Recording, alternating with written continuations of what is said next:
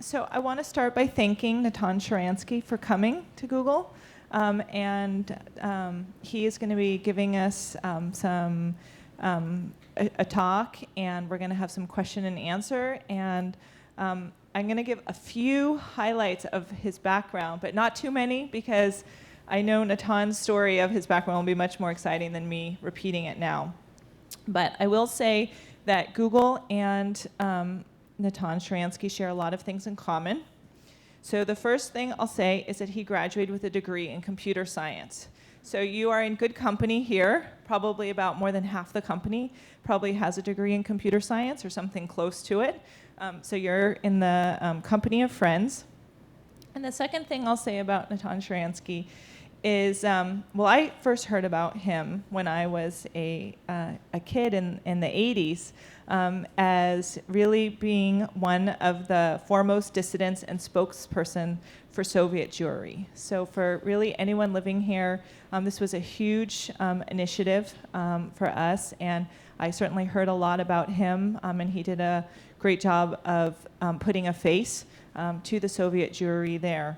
But kind of how that relates to Google is, he has really been an advocate for human rights, for speaking his mind. And I think Google shares those two common characteristics in our company culture. So anyone here who works here knows that everybody here speaks their mind. Sometimes that's a challenge to get things done.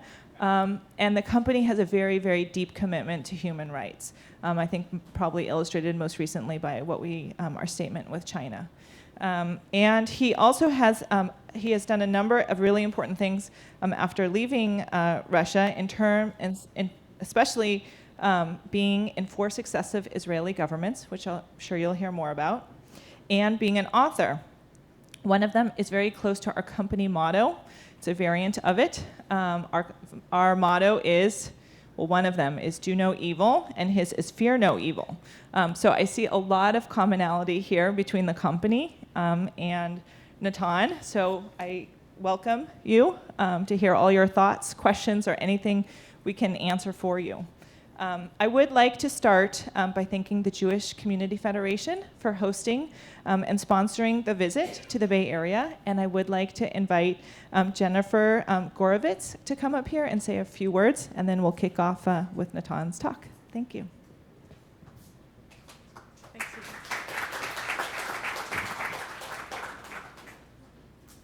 I'm not going to use the chair because my feet clearly won't touch the ground.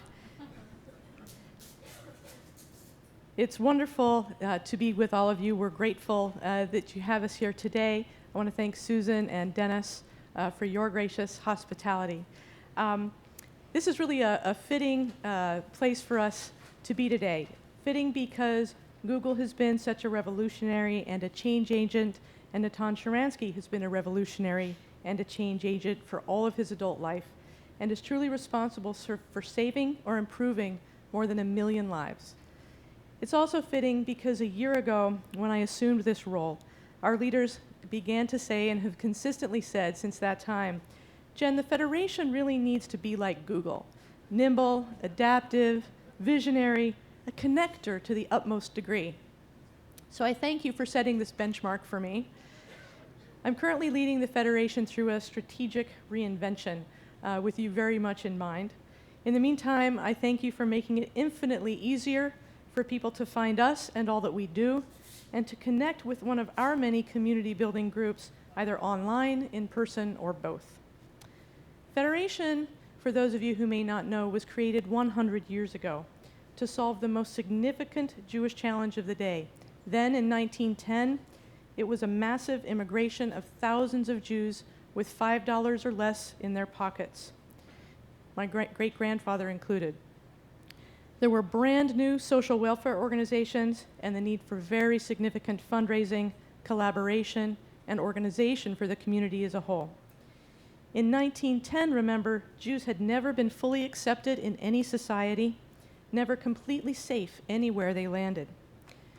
By then, it had become very clear that we are stronger when we are organized, and that we need to care for our own anywhere that they may be.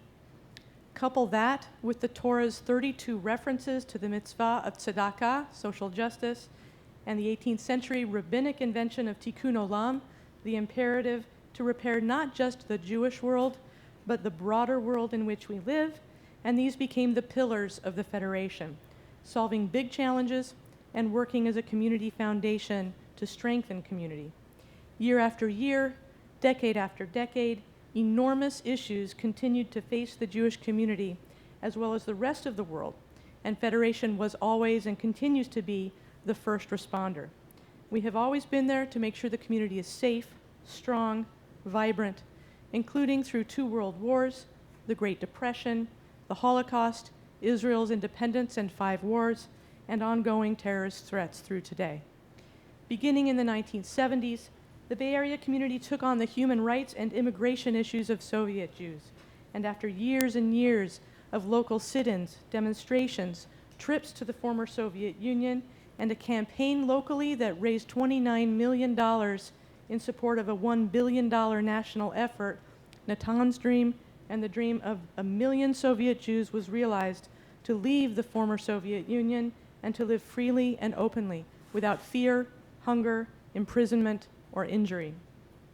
This year, in addition to celebrating our 100th anniversary, we celebrate the 20th anniversary of this incredible rescue and relocation effort, one that involved so many of this community's leaders very intimately.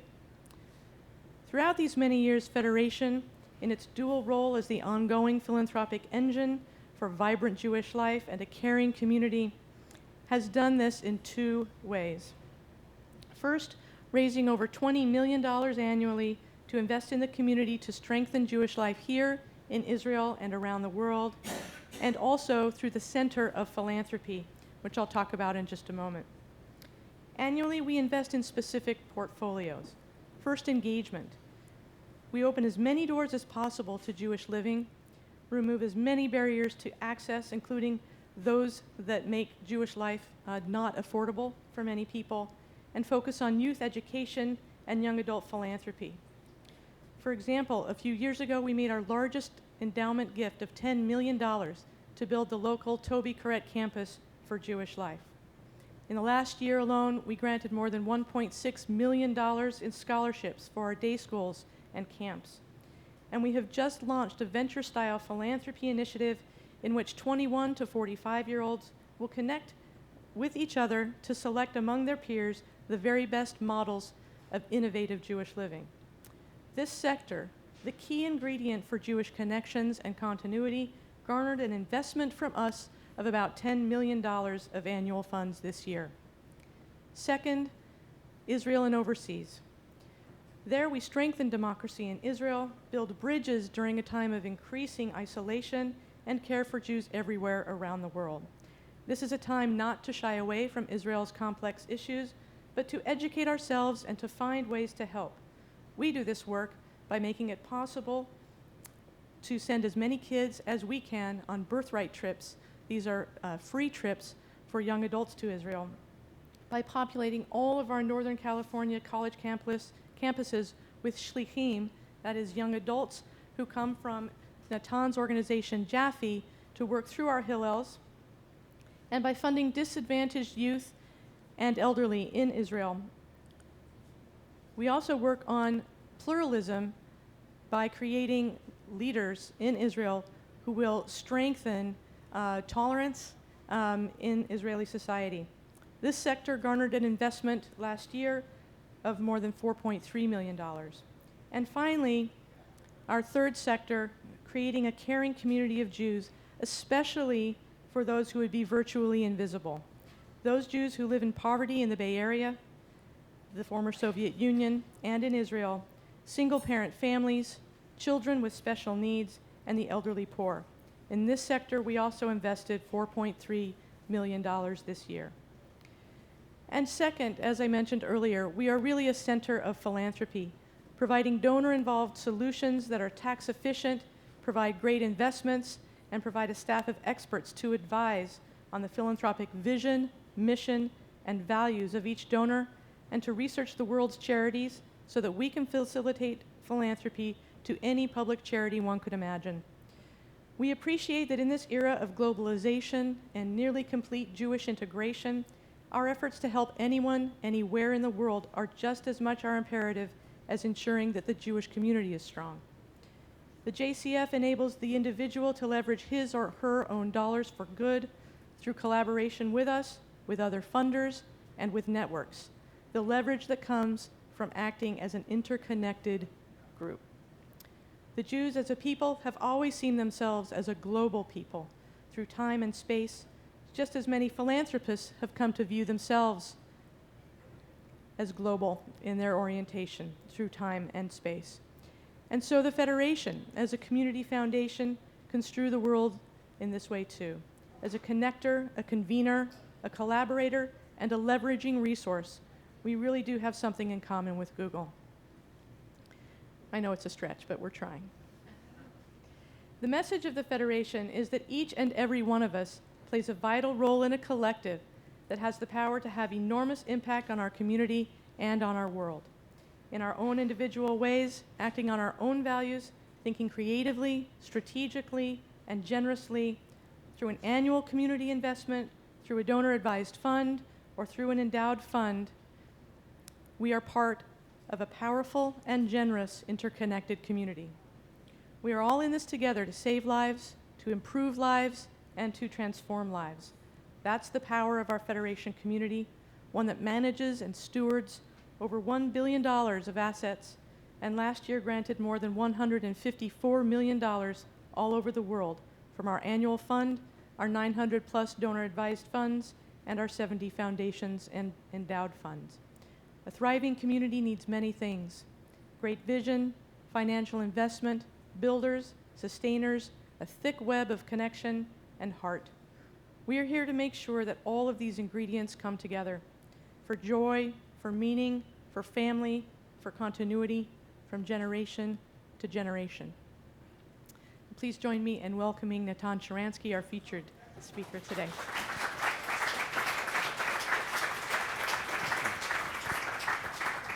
Thank you. Well, I'm very glad to be here, and taking from my introduction where it was said that we have something in common, that I was in applied mathematics, let me follow with this parallel. In fact, it was even more powerful parallel because when I was a school child in the Soviet Union, the first Soviet computers appeared. It was in the 60s. And the first computer that I was working on was doing 100 operations per second. It was all on built on radio bulbs. It was before transistors. So these bulbs, so in fact the speed of the computer was defined by the speed with which you can replace the bulbs because they were broken all the time. And with this technology, and then I went to one very prestigious Soviet university and became special in applied mathematics, and as it was written in my master's degree, that I invented the first chess program, a computer program to play chess end spiles, the end of the chess games. It was then the first attempts of writing such programs, and end spile was especially difficult because, all the algorithms then were based on you're analyzing the tree of all possible developments, and then you compare them, or you have to count up to the end, what was then simply impossible, or you have to have some kind of comparison based on some criteria. And at the end of the game, those who know chess, was especially difficult.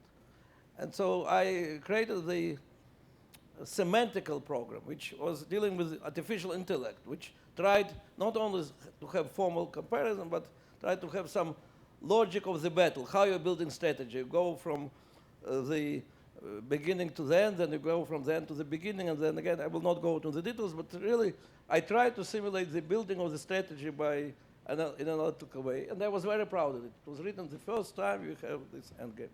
And then I was arrested. And I spent 9 years in prison.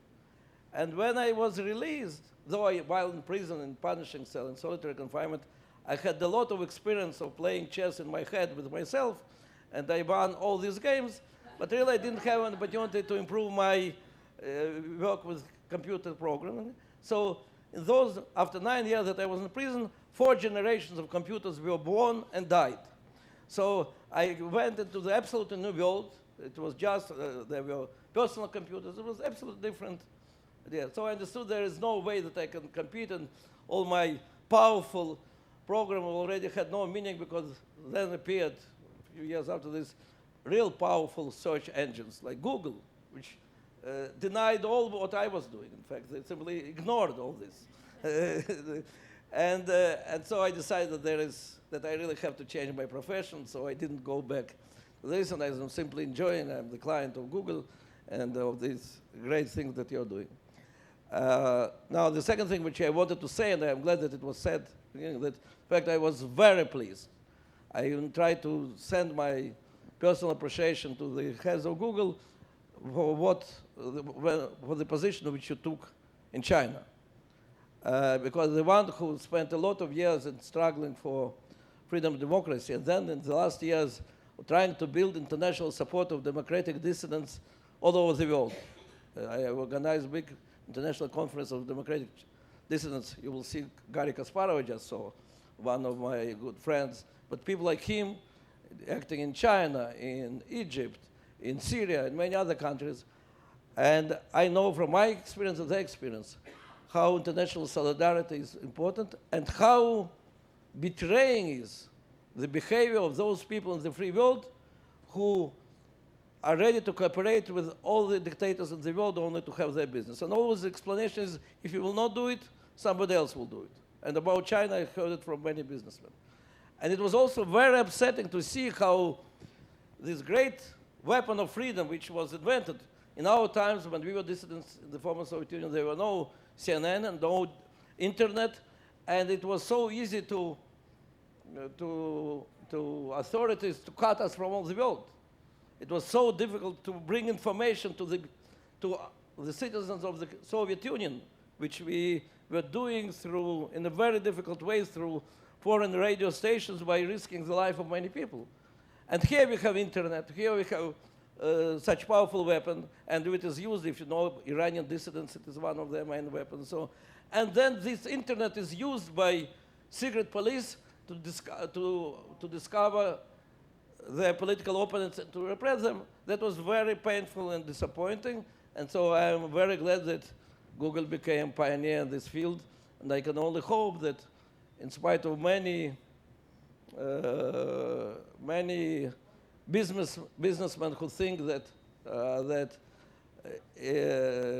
making business is the best contribution to peace, and that's why let's ignore all these moral restrictions, that in fact the example of Google will be broadened and supported, and that's something extremely important.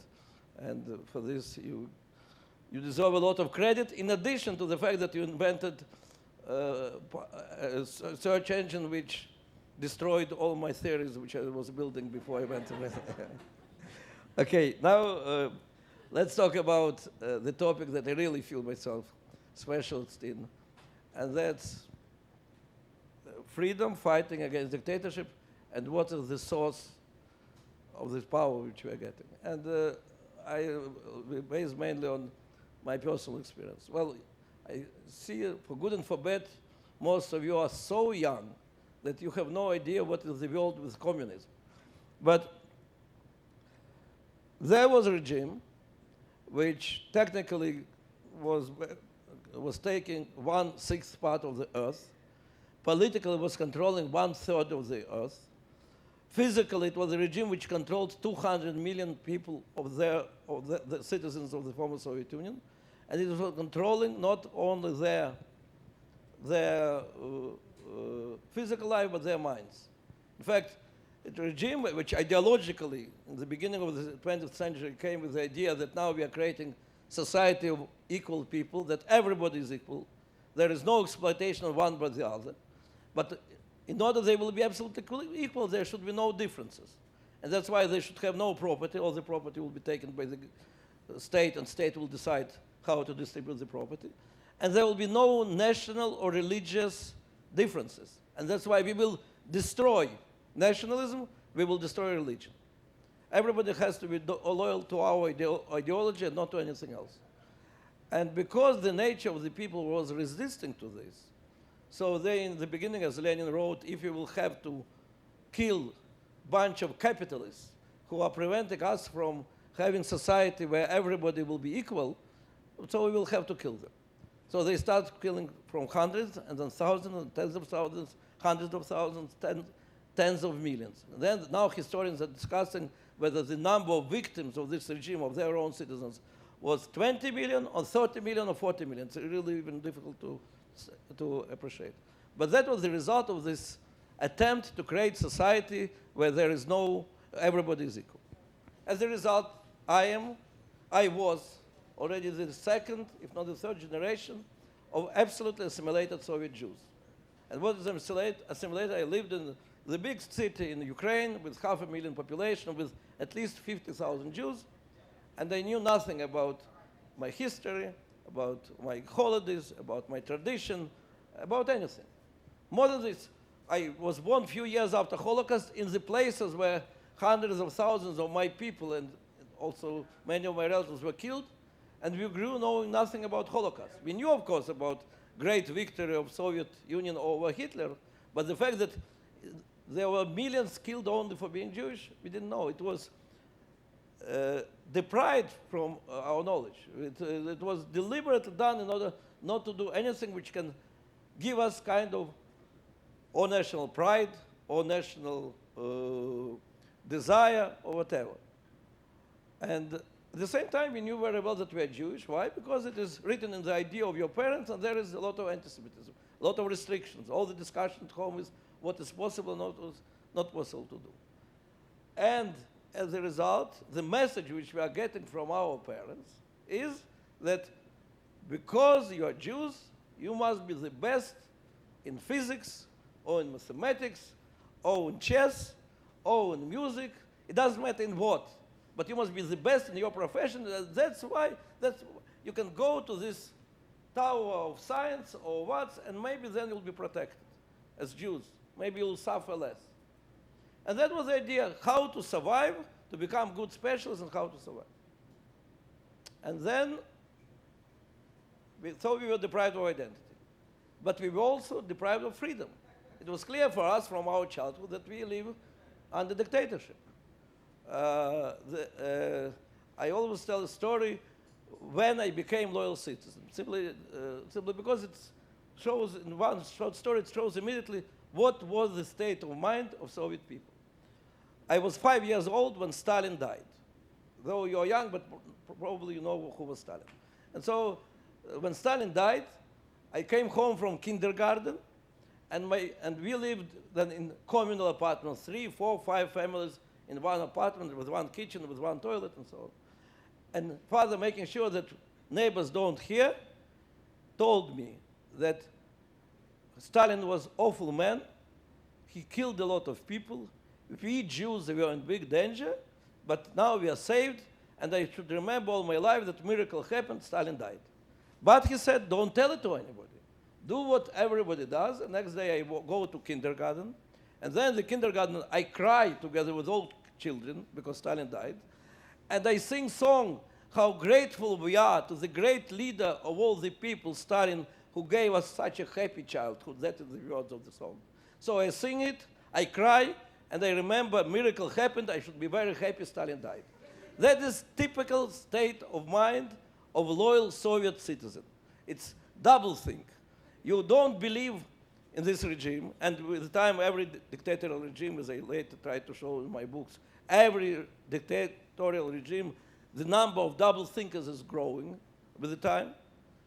So they are not already true believers, they are double thinkers, but they are not dissidents, because dissidents are those who are crossing this line and who are ready to risk their life.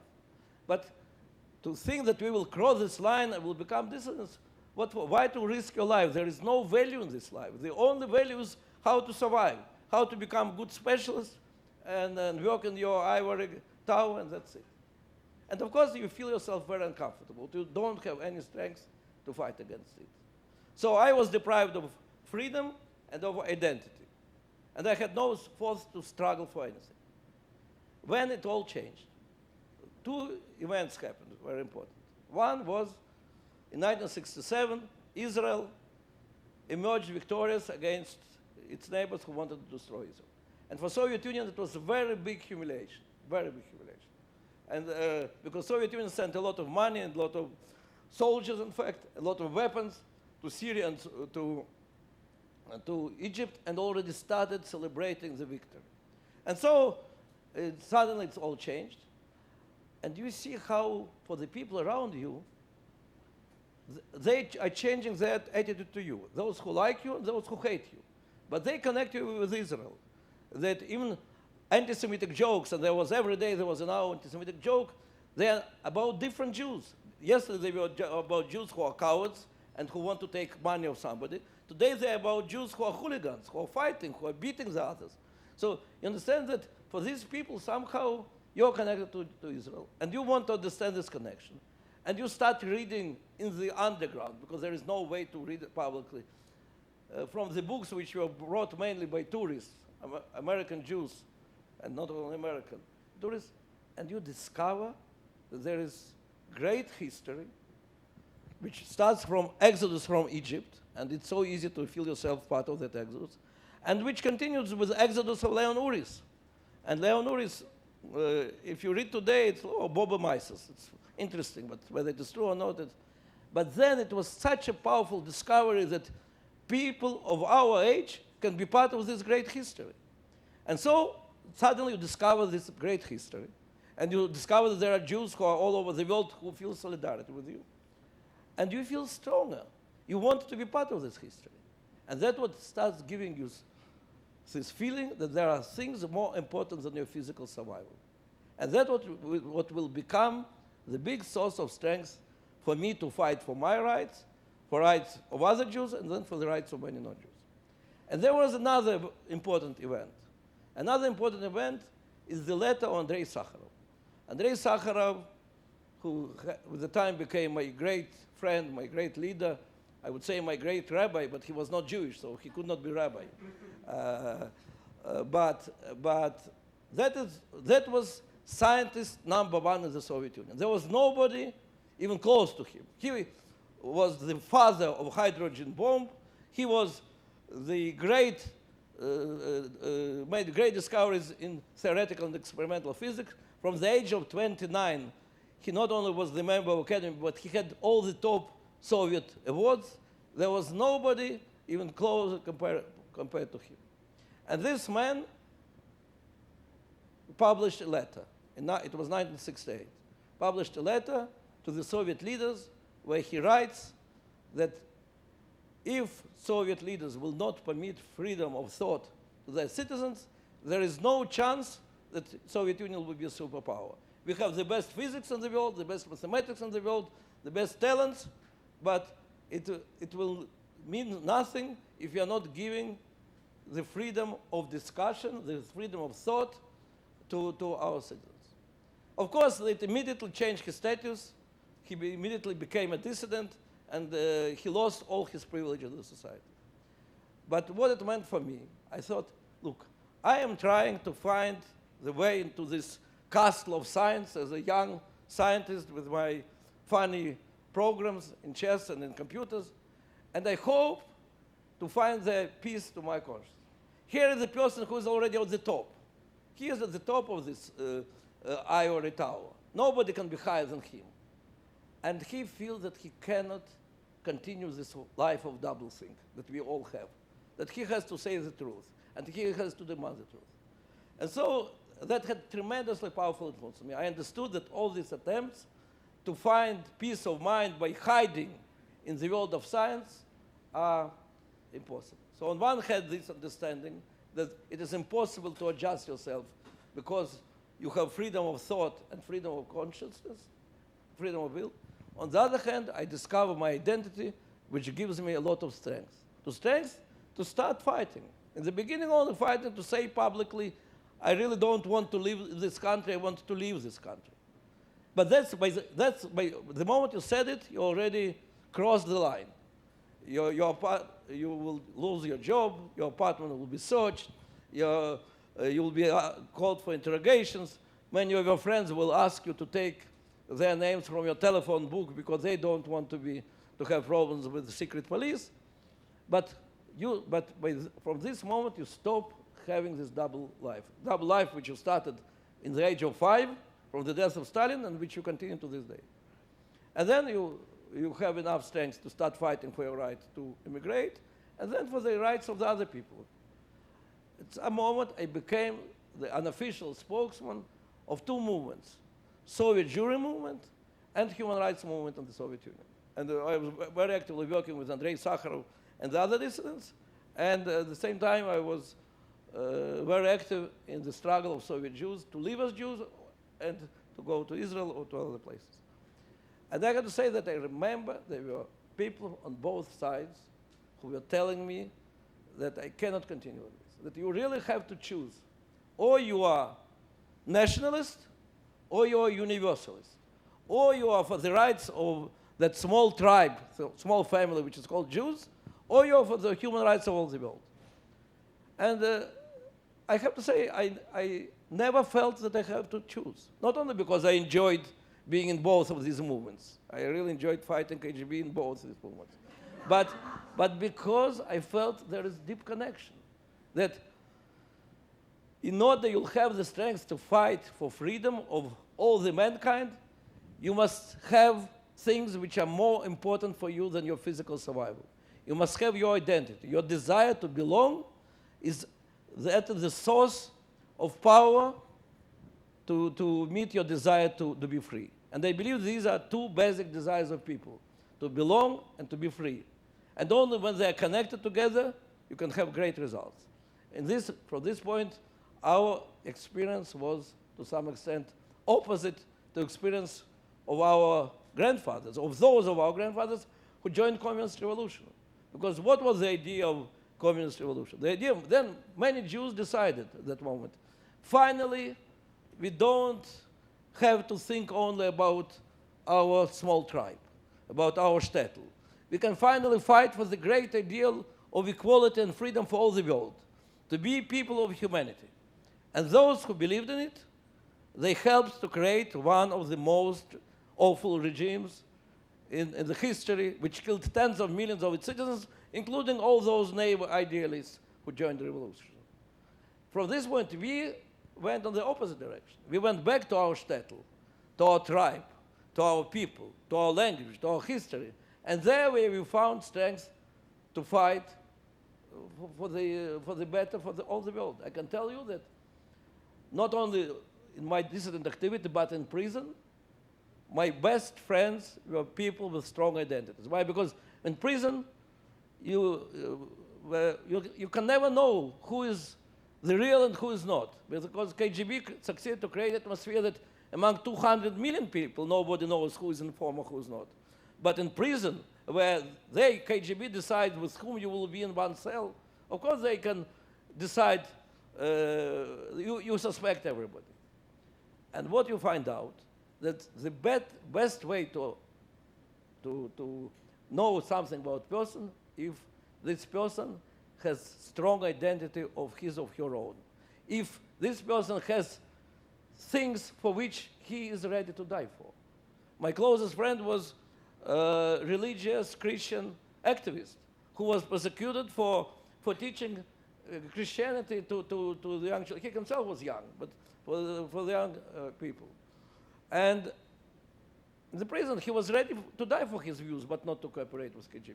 So you could know that because for you there are things which are more important than your physical survival, and when they threatened me with death sentence, you know that you really don't want to cooperate with them because you want to remain free, and you became free only when you found your own world.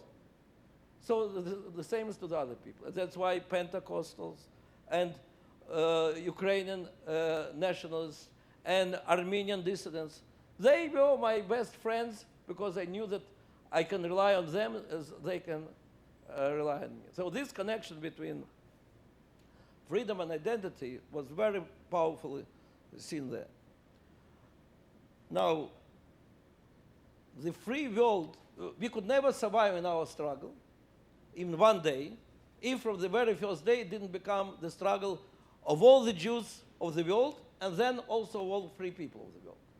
Because if we were organizing small demonstrations, 5 people for 5 minutes standing in the center of Moscow.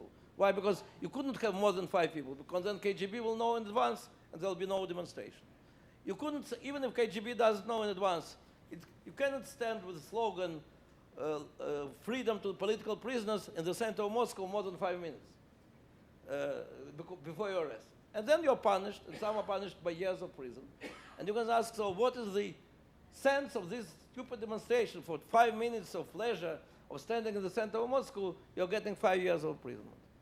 But the thing is that if it is organized well, and that was one of my obligations, meaning that at least one foreign journalist knows in advance, and he will come and he will inform. And there is no internet, there is no CNN, but in the evening on BBC, on Voice of America, or Radio Liberty, it will be broadcasted that 5 Jews went on demonstration. Next day, there will be hundreds of thousands of Jews who will go on demonstrations. Really, physically, hundreds of thousands of Jews. They will write to their senators and congressmen. They will demand from the State Department to protest. The Soviet ambassadors will be called in Downing Street in Paris and in Washington. Demand.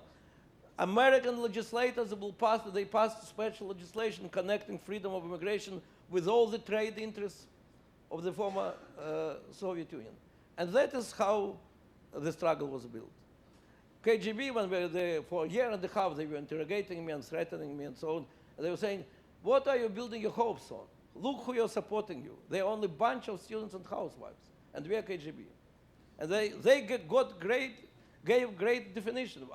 9 years later, when I was released, I went from one community to the other to thank you, army of students and housewives, because for 20 years, this army of students and housewives was fighting and didn't let Soviet Union even one day of peace. And they mobilized, of course, all the leaders of the world. And they were Father Dreinen, again, you're too young to remember, there was such a member of Knesset, member of congressman in America, Christian, Catholic Father Dreinen, who later the Pope demanded from him to resign because he said that Catholic leader cannot be member of Congress. So unfortunately, he resigned. But he was the leader who mobilized millions of Christians in support of Soviet dissidents. And there were many others. By the way, we are here close to Stanford. Google didn't exist then, but Stanford University existed. Stanford University became the center of all the world Nobel Prize winners to fight for the freedom of Soviet Jews and Soviet. There was an organization, SOS, organized in Stanford University, Sakharov, Orlov, Sharansky. In fact, it was big scientists of the world united for the freedom of Soviet democratic dissidents. And I have to say that it was not easy struggle, not only because of KGB, but because many people in the free world believed that Soviet Union is forever, it will never change, and we have to know how to live in peace with the Soviet Union. And that's why they were saying trade is better than, when we have trade, there is no wars. So let us have trade with them. Here, Senator Jackson comes with the amendment to connect all the trade agreements of the United States of America with the question of freedom in Soviet Union. And leading businessmen and president, then it was Nixon, speak against it. They speak that we don't want these restrictions. We cannot dictate to Soviet Union what is freedom. They have their own principles, but we want to live in peace with them. And Andrei Sakharov was very good in them, and they had to explain again and again to the free world that the only way that there will be stability and peace is if you will support Soviet dissidents. As long as it is the totalitarian regime, it will need you as the enemy. So they will have trade with you, but they will build everything that their own people will hate you, because otherwise this regime cannot survive. And that was a big battle. And that's why I say that what Google is doing now is so important. Some days ago, I published an article in support of Nobel Prize Committee, which gave the Nobel Prize to Chinese dissidents in prison. And again, if you know, immediately after this, there was again voices in the West, what it has to do with peace. Why we are telling to Chinese people what to do. And that article, I went back to the logic of us dissidents of the Soviet Union, explaining why for the security of the United States of America, it is very important what is happening with Human Rights Day in China. So I want to say that that is in fact one battle which continues. There is no borders in this battle. There must be people for whom physical survival is not the most important thing, who have principles, identity, for which they are ready to sacrifice everything, and who believe in freedom.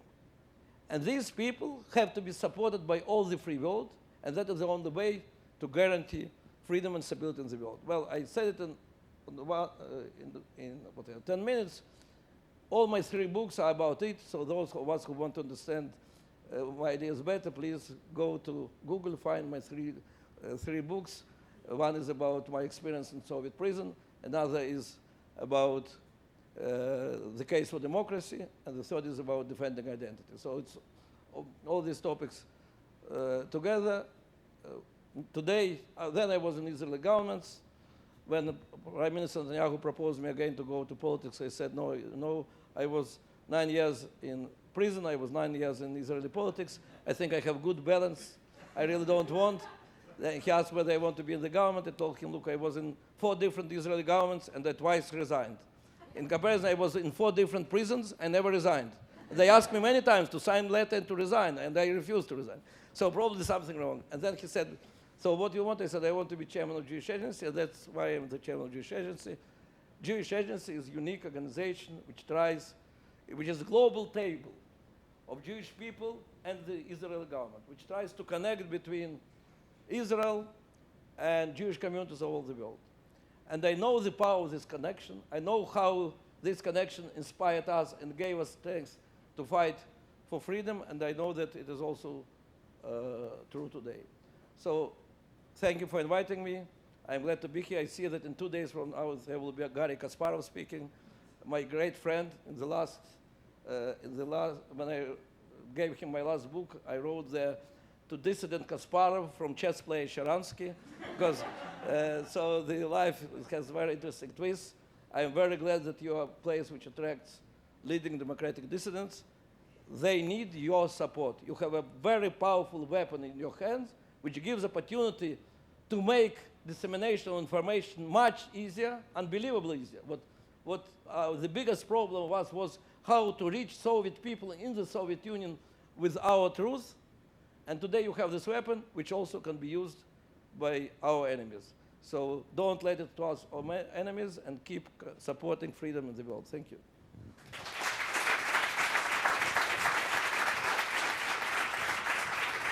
So if you have any questions, I'll be glad to answer. Yeah, please.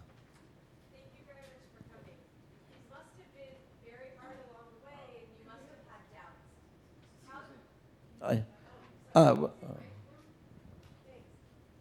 I can amplify it. Thank you very much for coming. You must have had doubts along the way.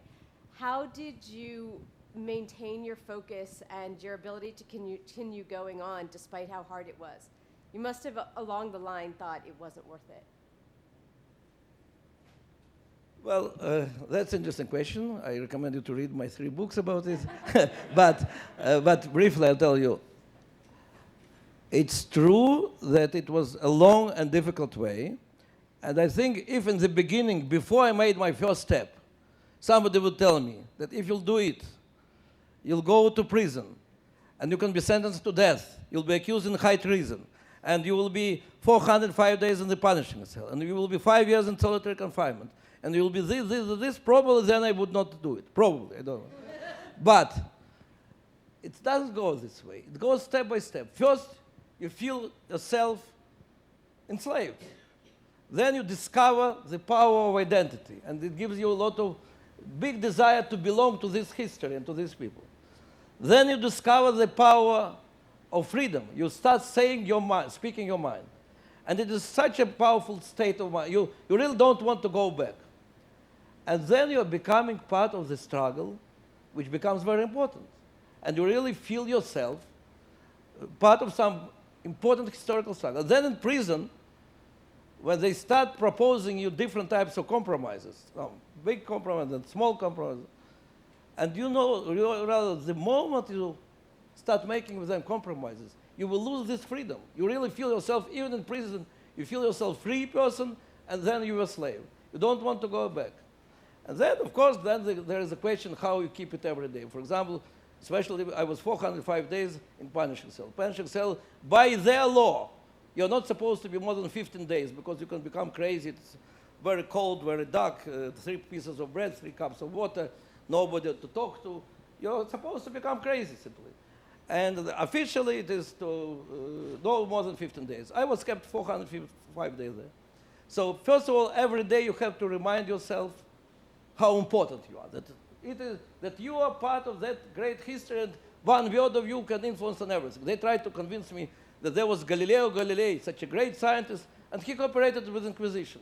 So who you are not to do it. Be clever as Galileo. And I was thinking, if Galileo Galilei cooperated with Inquisition, and 400 years after this, they are using today's Inquisition, using it against me. So if I'll make any compromise with them, 400 years after this, somebody will be using it. That's how you think. So first of all, you have to self-grandize yourself. On the other hand, you have to understand that nothing is serious. You have to be able to laugh on everything. It's such an idiotic organization, this KGB. And it is so easy to make laugh of them. And you're making all this joke. You're telling to these KGB people anti-Soviet jokes. There was a lot of anti-Soviet jokes, which of course we were told one. And here you're telling them some joke about Brezhnev. And it's so funny that you speak and you laugh. And you see they are almost exploding from desire to laugh. But they cannot laugh. They will lose their job, one in praise of the other. And I tell them, and you want to say that I'm in prison. You cannot even laugh when you want to laugh. And you want me to be like you. So you're laughing on all this. The third thing is you have to use your brains. As I said, I had great hobby, chess. Absolutely great. In the age of 12, I thought I'll be a world champion. The elder 14, I understood I cannot be, so I should number 1, and number 2, I was not interested. So I went to look where I can be number 1, and it was prison. But I was playing simultaneous games and many times, so I didn't know for what I'm doing it. In prison, it became sense. In punishing cell, I played thousands of games in my head. I won all of them. Each game, next game, I'm improving the previous result because then black lost. So now I'll play for this option for the black, and I improve it.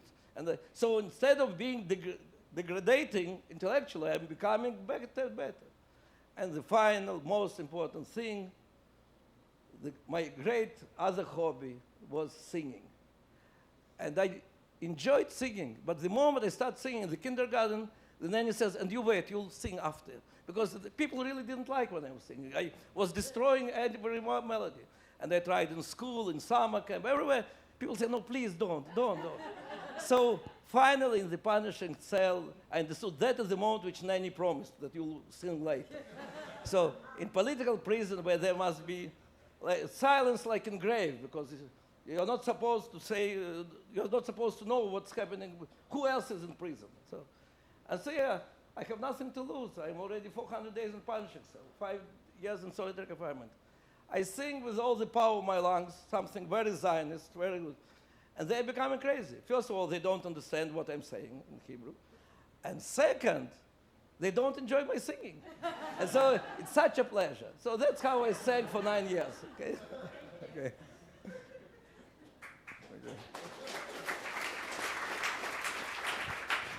Yeah, I just wanted to thank you again for coming, you both for Googlers, and honor my father who spent the war in Ukraine and Russia. And anyway, but thanks for being here. I have a question. I just recently read the book Bargaining with the Devil, which has a chapter about you. And he discusses the fact that I guess you were offered the ability to leave prison at any time you wanted to. You'd have to, sign something, but you could renounce it as soon as you left the Soviet Union, and you would have been a free man. And yet, your decision was not to bargain with the devil, not to sign those papers. Could you discuss, the rationale behind that? Yeah. Well, again, it's really deep and important question. And my first book, Fear No Evil, half of this book is exactly about this. Why not to bargain with devil? Why? Let me give you only one episode, because that can give you a flavor of why it is also important today. yes, it is true that during interrogation they were in fact hinting me, and even more than hinting, that saying that, be clever man, say that we are right, you're wrong. You're so young, you're a great scientist, they were saying. You're so bright. You have such a beautiful wife in Israel, that was true. And you're ready to sacrifice all this for what? For some words. And I felt very strongly that the moment I do it, I lose my freedom. And that I betray all that ideas for which I came. At some moment in prison, already I was for a few years in prison, and I was in the long hunger strike which continued 110 days, because they were not letting me write letters. In the end, they gave up. There was big pressure all over the world. President Reagan, Margaret Thatcher, Mitterrand, everybody was demanding from Soviet Union to release me. And finally, they gave up and let me write the letters and organized me the meeting with my mother. And I had, in 9 years, I had 2 meetings. And she tells me, and I found out, that it was the end of Madrid conference. Madrid conference was like a continuation of Helsinki process. And there, Americans put a condition that they will not sign this agreement without my release. And the Russians agreed that if I will sign a letter where I will write that because I am in bad health after a hunger strike, and I ask Soviet Union to show humanism and to release me, I will be released. And the Americans were in rapture. Two leaders of American delegation, I don't want to mention their names, they are very respectable and good people. They rushed to my wife, who was leading campaign for my release, and they said that they got great agreement. Russians don't demand from me to say that I'm criminal, don't demand to me that they are right or wrong. They will ask, be human, I am a poor, ill Jew, release me, please. And I will be released. And they thought it's a big victory. I told my wife, told them at the spot, there is no chance that my husband will do it. They were so furious. They said, we reached such an agreement. So you have to do everything to convince him. Well, my mother comes, they give her special meeting in order she will tell me conditions. And she even said that some dissidents think that you can do it. I said, I'm sure that my wife didn't say it. Mother said, no, my wife, Avital said that she leaves it to you. And then mother said what was very difficult for her. She was 75 years old. She was a big fighter. She wanted me very much to be out. And she said, and I am not telling you what to do. We leave it to you. And I said, I don't have even to think for a moment. There is no way that I'll sign it. There is no way that I'll give them any legitimacy to what they did. If they want to release me, they don't need my letters. But they want this letter in order to give some kind of legitimacy to what they were doing. And so I have to say, to this day, some American officials believe that because of some radical views, I betrayed their efforts. Well, President Reagan was okay. He continued his struggle. But I say that there, in this clear moment of confrontation, you really feel and see it very clearly that any moral compromise which will give legitimacy to their fight is strengthening them and weakening, in fact, all the struggle which we had. After all these years that you already put this moral plank so highly, and they are in such desperation, they really feel themselves pressed. We cannot decrease the pressure. And I want to say that, who knows, if we decrease the pressure then, if our moral case could be weakened, if the world would stop pressing on the Soviet Union, maybe the Soviet Union would exist until this day. But only because some moment it becomes uncompromised moral struggle, and Soviet Union in the end has to make some concessions. That's what they I was released, other political prisoners was released, and then the moment regime has less control, it simply fell apart, exactly as we were predicting. So I believe that at some moment when you're dealing with evil, if you really want that this evil will disappear, you cannot make moral compromises with them. Thank you. Okay. Hi. Thank you again for coming to speak to us today. It was a really interesting talk. And one of the points that you had mentioned was about the story of identity and kind of freedom fighting and kind of wearing the dual hats of both fighting for freedom for the Jewry as well as for universally. So I was curious, you've been a member of parliament and cabinet for a few years. Kind of, what is your outlook of, the Palestinian struggle for freedom and how Israel is going to make that happen? Well, for this you have to read my second book, The Case of Democracy. But I have to tell you, I am not a big believer in the so-called peace process. And the reason for this is very simple. Because all the peace process, at least until the very recent times, was absolutely disconnected from the question of democratic reforms. As a result, from the very beginning, in 93, I don't know if you were born, but in 93 was signed Oslo Agreement. And when we took Yasser Arafat, who before this was a world-renowned terrorist, and gave him legitimacy, I brought him to Palestine. And our prime minister then, 1 week after this signing agreement, said, it is very good that Yasser Arafat is a dictator and not Democrat.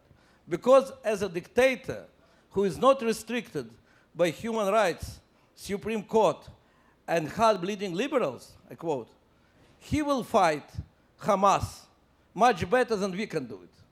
That's when I wrote my first article against. I wrote, we will do everything to strengthen him as a dictator, and he is a dictator in order to survive.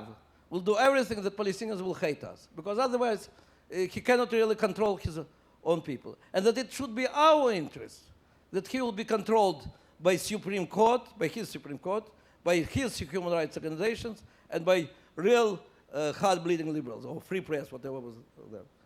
And well, we know historically how, who won in this battle. Arafat won, Hamas, or Hamas won. And so I do have, first of all, I do believe in peace in Palestinian democratic state. I don't believe that our efforts, and I said it to Clinton, I said it to Bush, I said it to all our governments, and unfortunately I was distant on this. I said, I don't believe that our attempts to build peace with dictators, ignoring the real needs of Palestinians, can bring stability.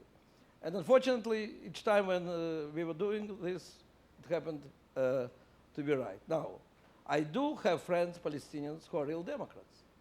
But each time when I was trying to bring them to the corridors of power in Jerusalem, in Washington, or in Europe, the most difficult was in Europe, the answer also always was, but how much strength these people have?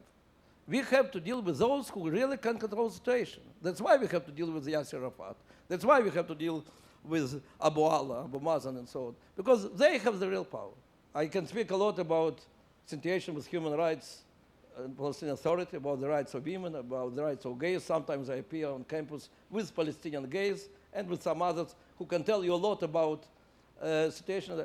I believe that as long as we are ignoring the real issues of freedom of Palestinians, we are deceiving ourselves. And I tell you from my own experience, not only many Arab nations, but specifically Palestinians, can be closer to democratic way of life than maybe any other group of Muslims, because they have big diaspora, because they were involved in free economy because through Israel, and because they are so close to they can appreciate the real advantages of democracy. The fact that in the last 17 years we gave so much power to dictators who are interested to destroy all this is only weakening chance for peace. But again, that is my private opinion, which has nothing to do with my chairmanship of Jewish Agents. Okay. Thank you. Okay. Please. Time for one last question. How did you find out that you were going to be released from the Soviet prison? Well, that's it. First of all, things that I didn't know. What I didn't know in the November of 1985, there was a summit, first summit between Reagan and Gorbachev in Geneva. And of course, my wife, as all these years, she came there and demonstrated in front of, together with some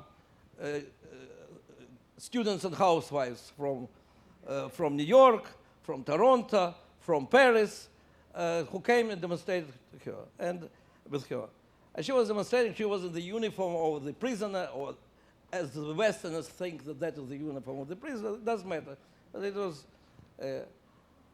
and President Reagan, as he later told me, President Reagan, when Gorbachev started telling him, let us speak about real issues, why again you're speaking about all this bunch of criminals whom they represent no, but exactly what we today say about dissidents of the day. Reagan took him to the window and said, you see, you know that I know that Sharansky is not an American spy, and you know. But you know, after all, it doesn't matter, he said. My people believe to that lady, he said.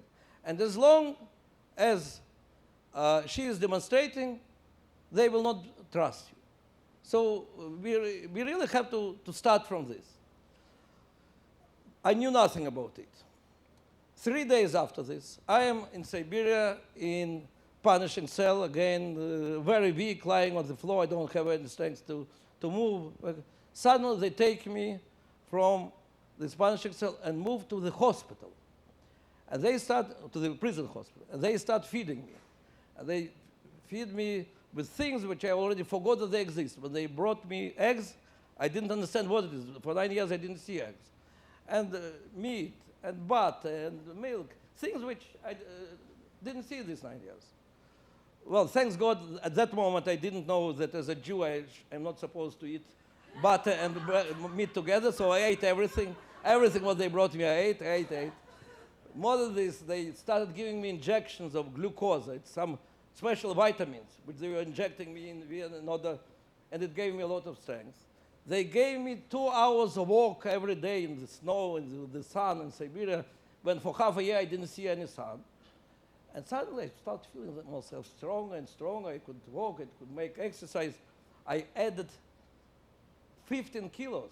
Now I added another 20 kilos. Now but suddenly, and I was sure that they're preparing me for another meeting with some KGB leader. From time to time, they wanted to talk. Suddenly, well, I will not go into details. You can read it in my books. But at some moment, they take me from the prison, change my clothes, put me in the car, take for a few hours to the airport in Perm, in Ural, and then put me in the airplane. And huge airplane, 200 seats, on the iron for KGB people, like in good old days when they were following me day and night. Here again, they follow me. And we are flying. And they don't say where. By sun, I see that we go to the west. And so after some hours, it's clear that Soviet Union is a huge country, but it also has its...